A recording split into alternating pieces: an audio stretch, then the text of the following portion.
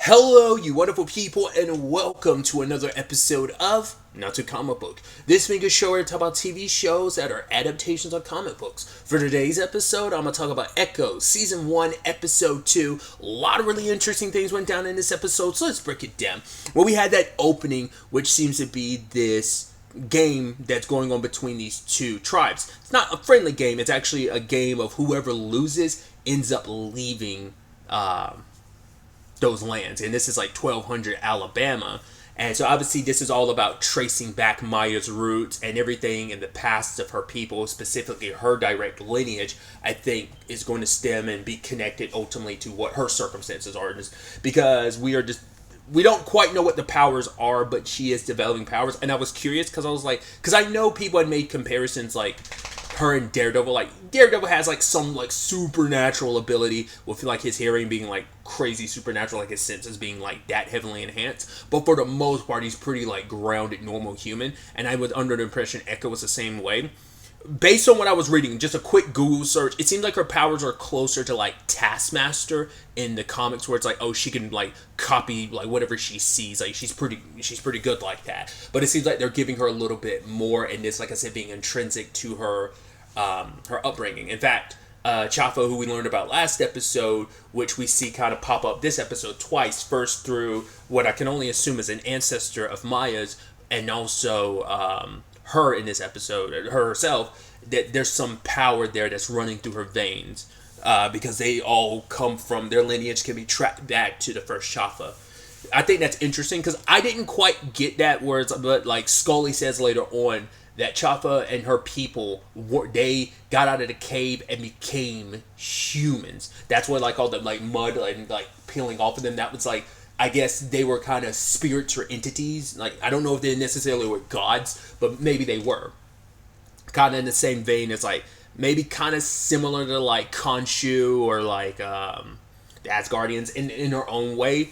But I don't know, maybe they're just spirits or entities. Maybe they're not considered gods. I don't know what they were, like, her people. But they stem from that the moment they became human. So now that power exists somewhere in Maya. Granted, Chafa decides when and where she lends that power to people. It's like, it's unpredictable, as Scully says. But either way, we'll dive into that a little bit more later. But just thought that was interesting, kind of giving her actual powers, but we still don't like know enough what that power is.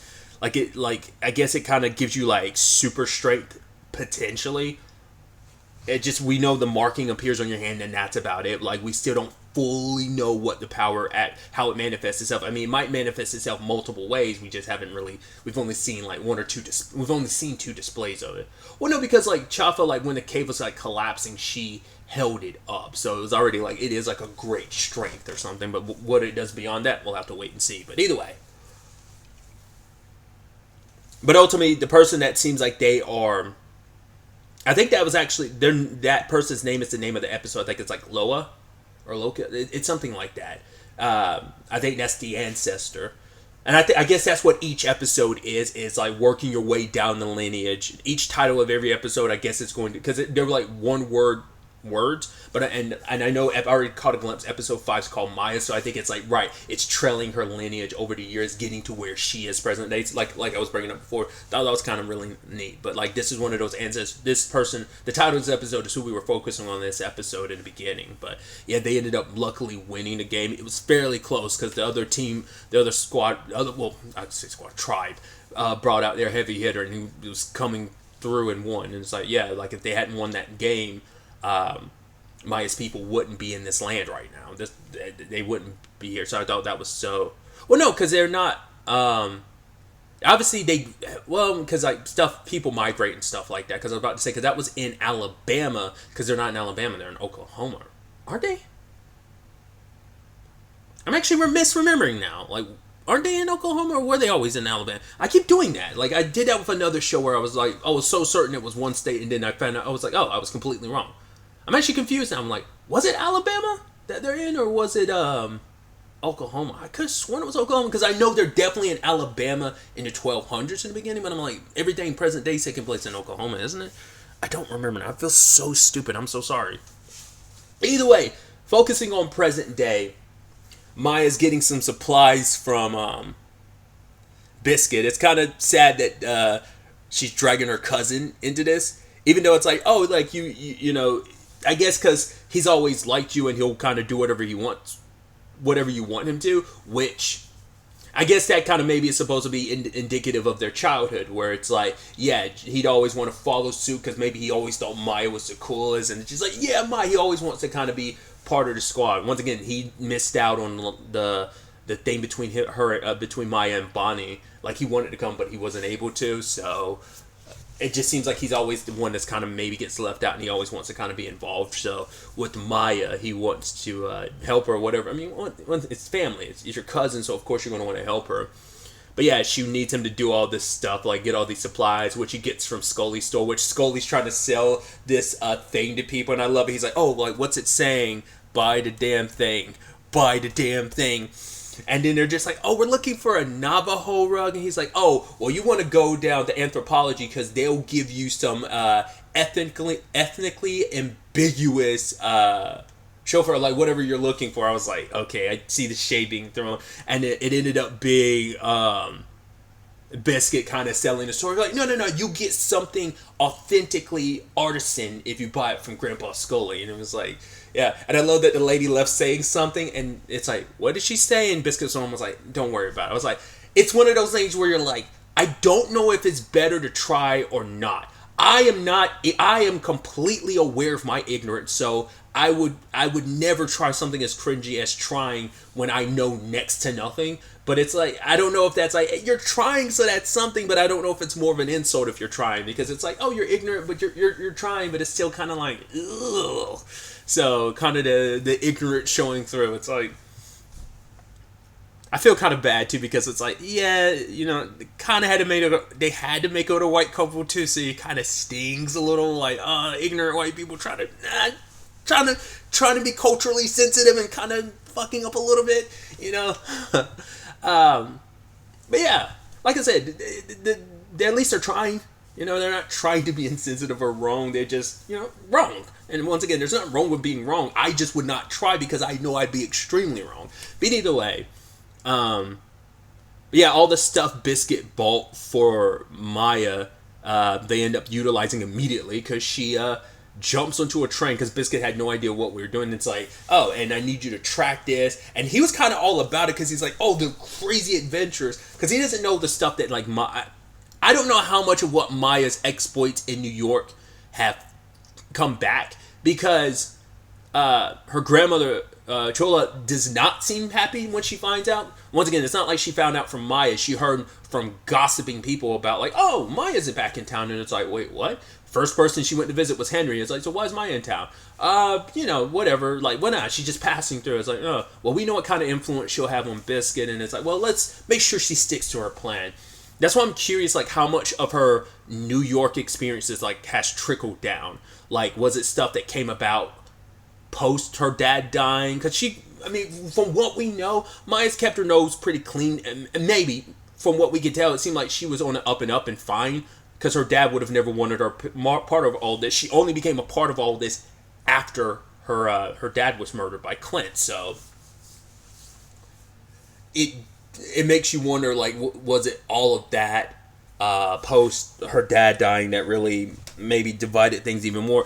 And because she even Scully's like, oh, I haven't seen you in 20 years, so she hasn't been back. So the only person from her family she's probably interacted with, I mean, we don't know it with Henry, but definitely, like, she's interacted with Bonnie, because Bonnie reached out to her, once again, had her cell phone number enough to be able to contact her. So they must have kept in touch over the years, but maybe not her, Chola, Scully. So that, I think that's really interesting, and I think that speaks volumes, especially with Maya's attitude towards her family, because for her, like, the whole conversation comes up later on with Henry of, like, you know, we'll get to what she did, but it's like, you doing what you did, you're going to drag, you know, the problem is that you don't recognize that what you do is going to hurt the people around you that care about you. And she's like, who's that?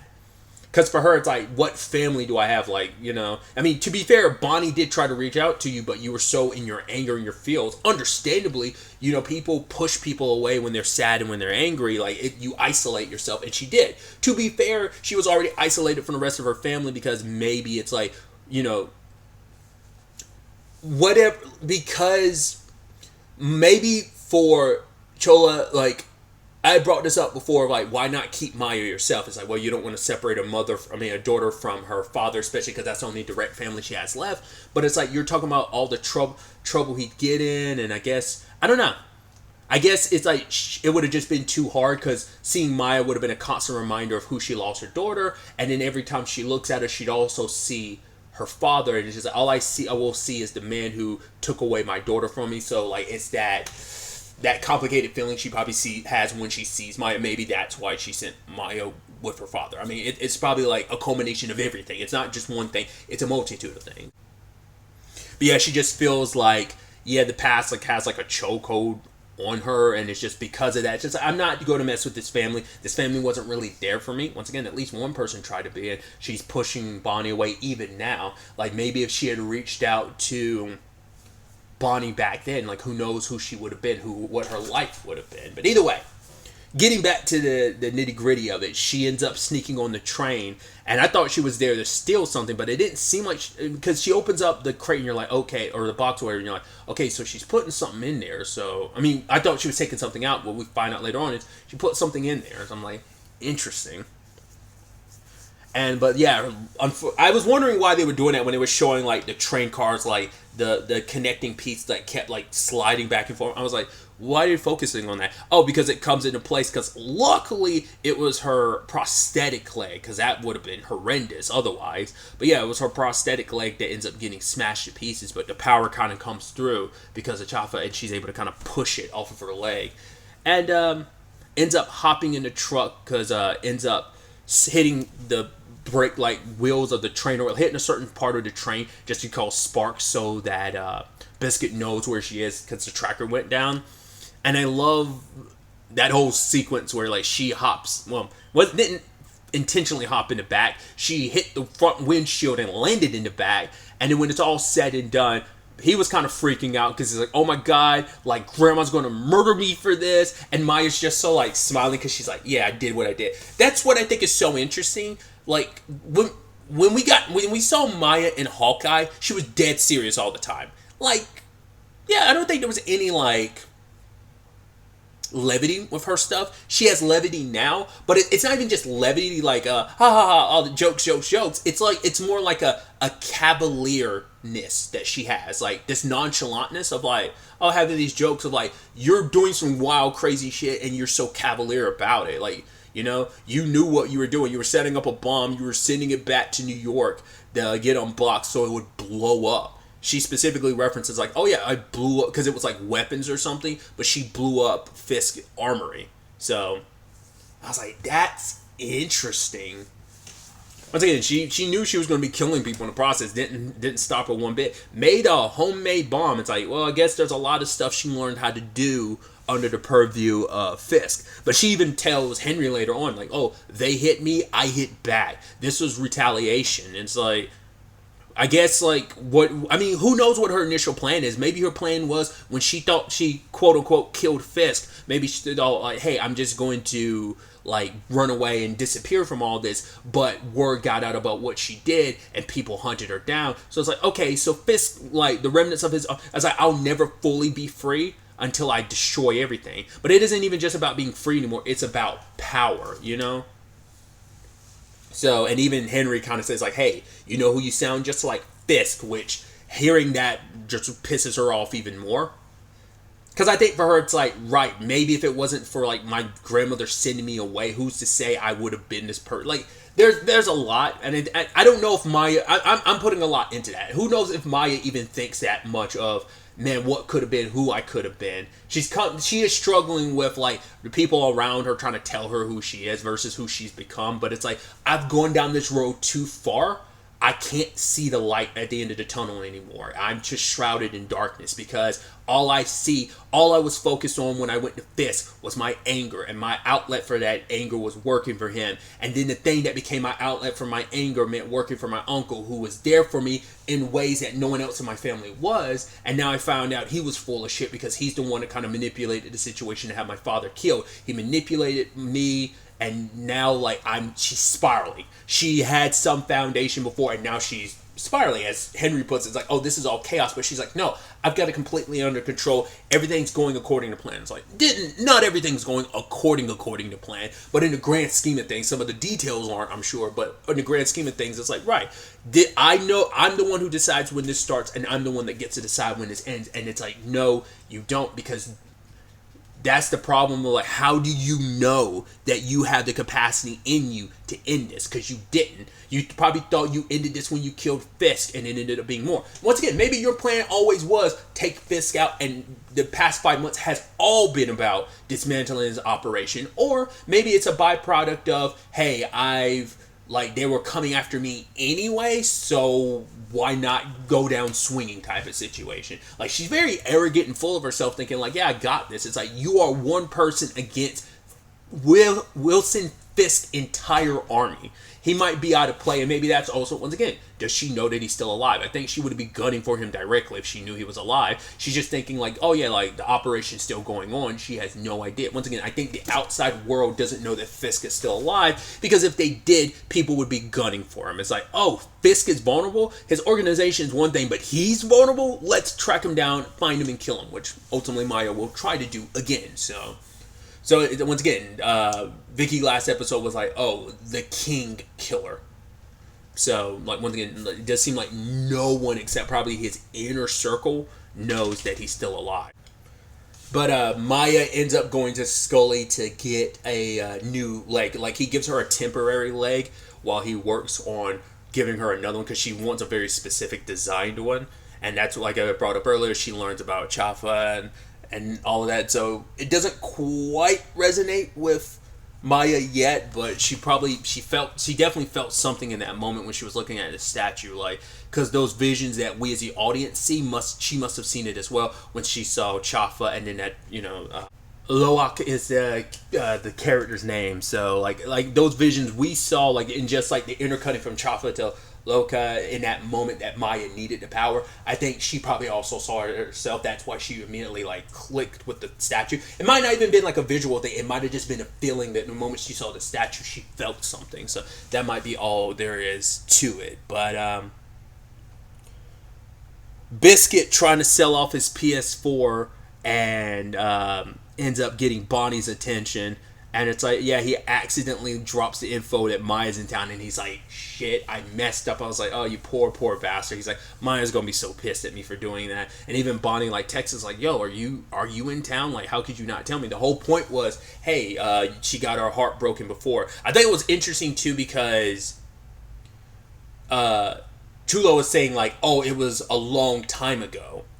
And I don't know if she's referencing 20 years ago when Maya and her dad left, or in reference to Maya pushing her away after her dad died. Like, I'm curious what that necessarily meant in that regard. Like I said, how much do all of them know about what she's been up to in New York? It seems like Henry does, which even he, like I said, he's caught in a very tough spot.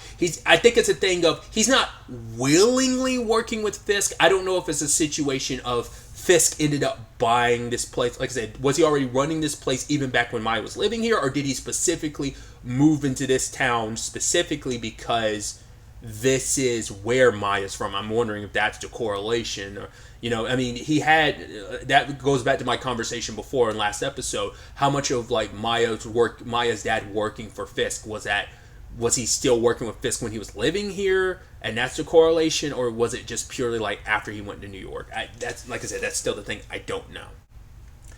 But yeah, the moment trouble like goes down, like the moment this specific, thing container was the one responsible for the damage. It's like, right, we had all the checks and balances put into place. Everything was fine on our end. Every other stop that the train had was fine as well. They did their jobs. And Henry's like, right, don't worry, guys. Like, if it's going to fall on anybody, it's not going to fall on you. It's going to fall on me. But it's like, we did our jobs. Let's just keep our heads down and keep our mouth shut. And now for him, it's like, I got to clean up your mess, Maya, because you put me in an unfortunate situation. But for her, it's like, no.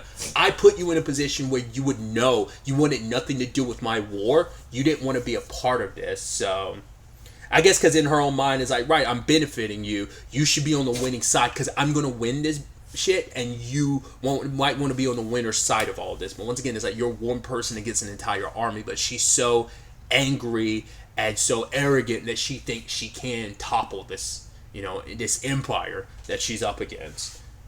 She's gonna put a dent in it, but one person alone can't do all that. I mean, that's also why she wants Henry's help.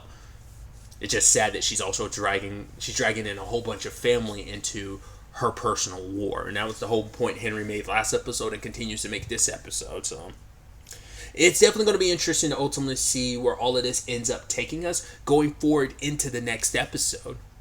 But really, that's all I wanted to talk about. Until the next time we meet, be happy, be safe, live life to the fullest, and enjoy it. Good day and good